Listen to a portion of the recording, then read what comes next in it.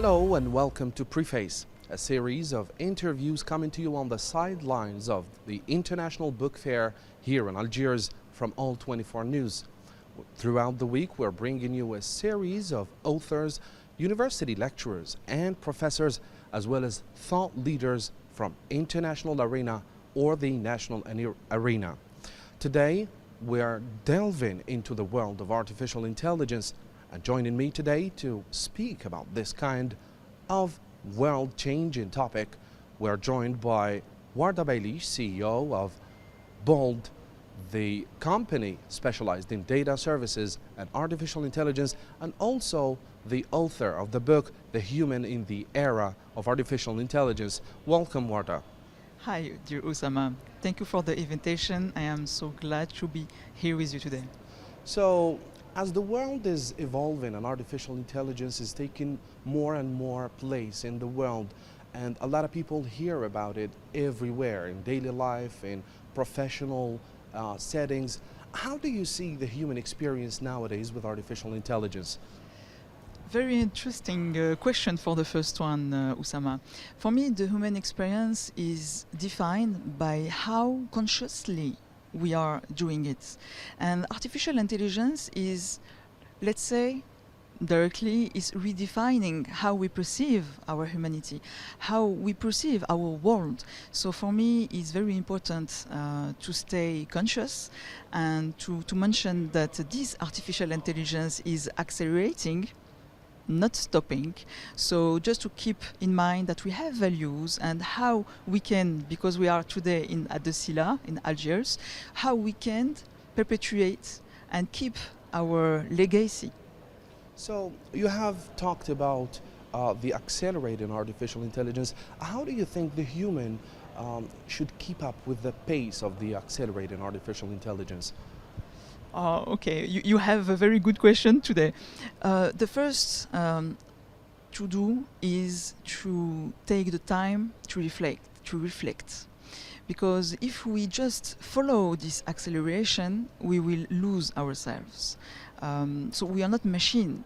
So it's important to remind us to stay connected with our family, our dear friends, and also our old ecosystem, so our work, because from the COVID, we were encouraged to be isolated, so to become again connected by distance, but also physically as we are today. So please just keep in mind that we are human, and with this artificial intelligence, we have like a tool with us. It's an extension of us.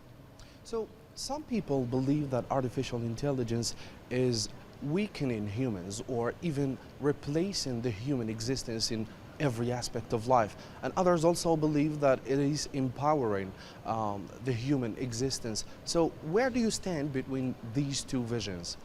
The balance. For me, the AI and all those new technologies will not replace the human. Why? On my side, I believe that a human, by definition, has a soul. And this soul, today, I'm totally convinced that the technology will not be able to implicate, to include a soul in the robots or any new technologies. So we are talking about of replacing humans, as you mentioned. For me, it's more empowering than replacing, and it's more transformation instead of replacing. We should just change our perspectives from replacing or deleting, some people talk about deleting, to the new perspective that we have a new civilization in front of us, and thinking about how can you and can we together define a new world, because the new generation will be more impacted than us. So it's the time, the good time today, to think about it. And as we are in the SILA, the culture, our legacy should be kept, and to be kept, the artificial intelligence could help a lot for that. And remaining with balance, in your book, The Human in the Era of Artificial Intelligence, you have spoken about human sensitivity and the machine intelligence. So could you tell us what inspired you to write such an expression? The first point is, let's say, just talking with friends and during my work, a lot of people told me that my vision is avant-gardist, and they told me that I must, not I should, but I must write a book about that to propagate around the world this philosophy, because it is a new philosophy. And 2 years ago it was totally new, talking about AI for humanity, the AI ethics. It was fragile 2 years ago. It was going to the economy for the AI, going to the economy for the new technologies, without just taking the time why those technologies we need them, why we should go to those new technologies. So taking again the time to think is very important today. A lot of people go with this acceleration without taking the time to reflect and think and, let's say, conceptualize those new technologies and those new softwares, products and the new ecosystems. So it was the first point for my book. And then I shared why the human should keep the human values. Is very the heart of my book, is to see how we can improve our lives with those technologies, but avoiding that those new robots and so on will not take the control of our lives. So not, let's say, be the master of our lives. We should keep this master. We are human, it's our world, and let's say the hope, because a lot of people around me are losing hope, and I'm here to say that we have hope according to our, let's say, mindset and our heart. So you have spoken about the human values in the era of artificial intelligence, and how do you see the artificial intelligence? Do you still see it as a threat to human values? Of course, because it depends directly on how we program those systems. It's like every new, let's say, civilization or industrial, let's say, movement. If we program it to destroy the world, it will destroy the world. But if we are a lot, and we are a lot of people, fortunately, around the globe, to, let's say, encourage the humanity, encourage that those systems, those intelligent, smart systems, will have the humanity for the medical systems to, let's say, discover new world on the space, under the water, and so on, under the let's say, all those new, let's say, ecosystem that we have not discovered yet. We can discover and improve and create with this AI, because we have access. It's the configuration of AI. We can have access to a lot of databases, and a lot of books that are stored on those databases. So we have knowledge around the world that we cannot access like we can today as a human.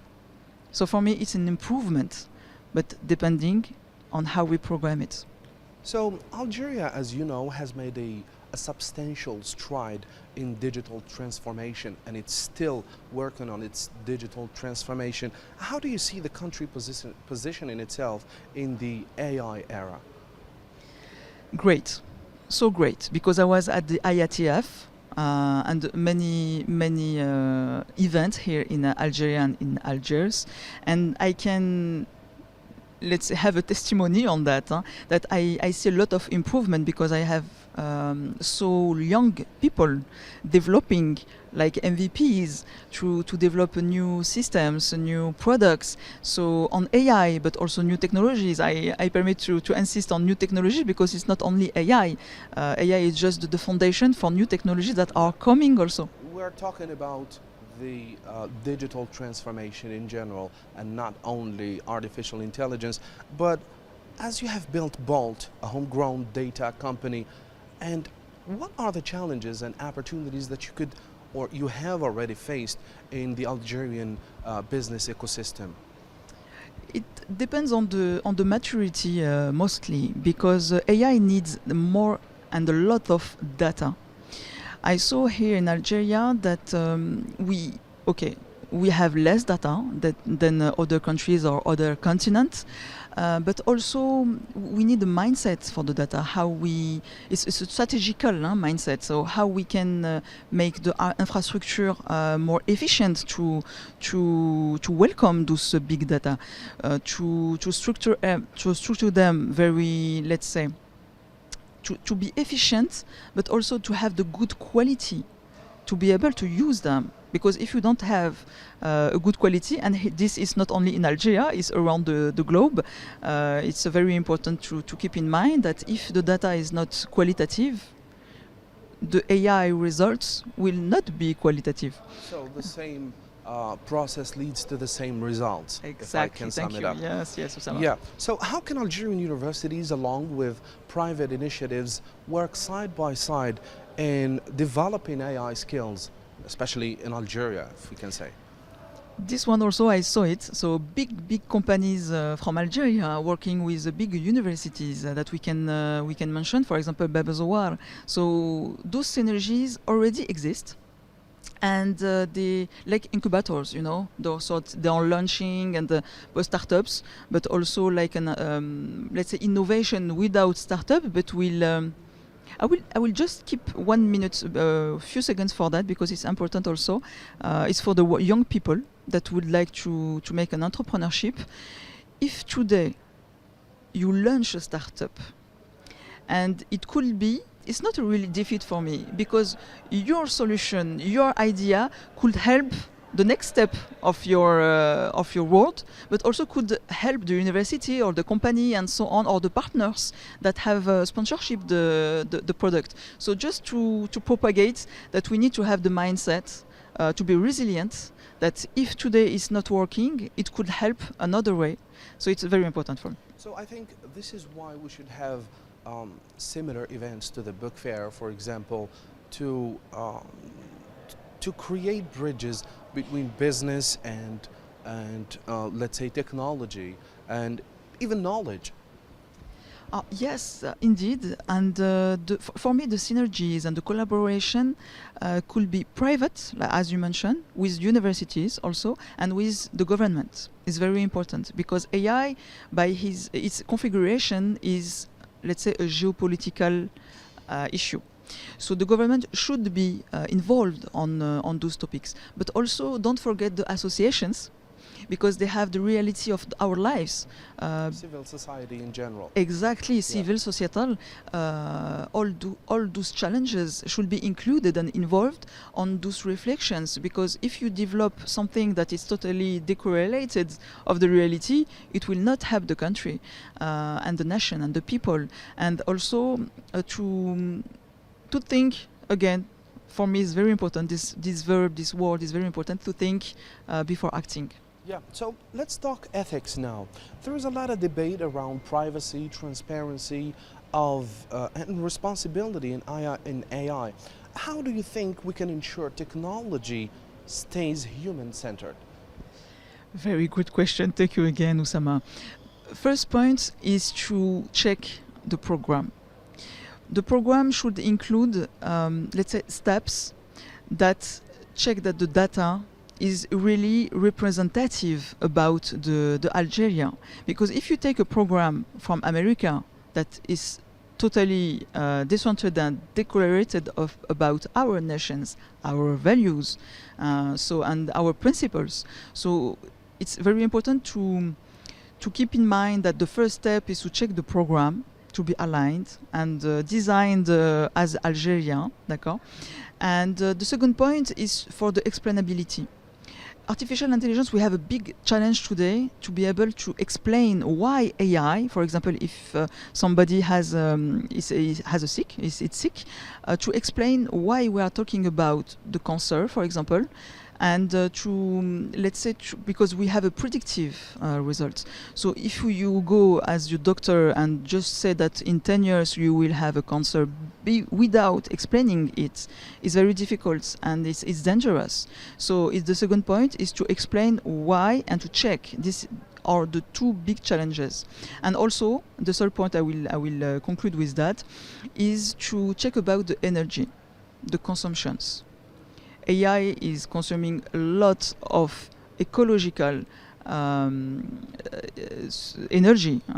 So we should just inspire us from the America and China, because they are the two leaders today. So how they are consuming also today, to avoid to do the same mistakes. So back to your first point where you talked about checking the program, and how do you think we should sensitize the plain citizens, normal people, people who are not very well, let's say, exposed to artificial intelligence? How do you think we should sensitize this part of population to know how they should use it? First of all, to sensitize on the TVs, like you are doing today. It's very important to have, like, for example, an emission. A program, exactly. Yeah. Thank you very much. To explain to everybody, not only because I saw and I see again a lot of programs explaining to leaders, to CEOs, but mostly in Algeria, we don't have mostly leaders. We have mostly young people that they are motivated, they are inspiring to do a lot of things in Algeria and outside the Algeria. So first of all, if you go to the universities, but more than universities, you go to the primary school. For me, from the primary school, we should learn how to use AI, but of course with a very important structure. We are talking about AI ethics. It's very important to learn how we can use AI with ethical mindset, and it's possible because they are already in use in the USA, for example, from primary school, and it was one of my advice during the one of my conference. So it's from primary school to, let's say, to not only to learn, but to be aware of the basics. More than aware, imbibé, you know, like a sponge. Like a sponge, really, because those new technologies like AI, as I mentioned, is just the first technology. They will have, when they will grow up, they will have the quantic computer science. So let's start from now on all around the country, so the national country, to be with the young people. And still with ethics, thank you for your thorough ideas that you have been delivering, if I can say. So we're still with ethics. How do you think we should preserve the intellectual property in the era of artificial intelligence, mainly when it comes to literature, when it comes to science? What is your vision about preserving intellectual property? We need our own infrastructures, our own databases, because if we be dependent of the foreign infrastructures and databases, we'll not be the master, we'll not be able to control what is inside. And we should see, let's say we must see those new technologies like a home that you can enter or you cannot enter. If it's closed and you don't see what is inside, you cannot, you understand, you cannot master what is inside. So we need to have the key, and to have the key, we should develop our own ecosystems. So the first step is this, and the second step is to, as we have around us a lot of books, we should write a lot books, articles. We should be more present on the websites. So all the mediatic, or not only the mediatic, but around the globe, we should encourage everybody in Algeria and outside the Algeria to confirm mark their presence, the present and our story, the narrative. Exactly. General, thank you. Yeah. So as a woman leading a tech company in Algeria and France as well, what message do you have for young women entering the AI world and digital, the digital world in general? Keep your identity. Is very important, because when you are a woman leader, but also a man, but as the question is for the young women leaders, is to keep the confidence on ourselves, so on yourselves. And I mentioned about the identity because when you have an idea in mind, you will meet a lot of people that will discourage you. So with your confidence, with your resilience, and also with your ideas, you can develop it on your mind, but let's say on the ground, if I can say, to confirm that your idea is let's say economical, societal, or associative. It could be really realized, concretized on the real life. In your book, you mention digital empathy. What does that mean, and how can companies and governments promote this kind of idea?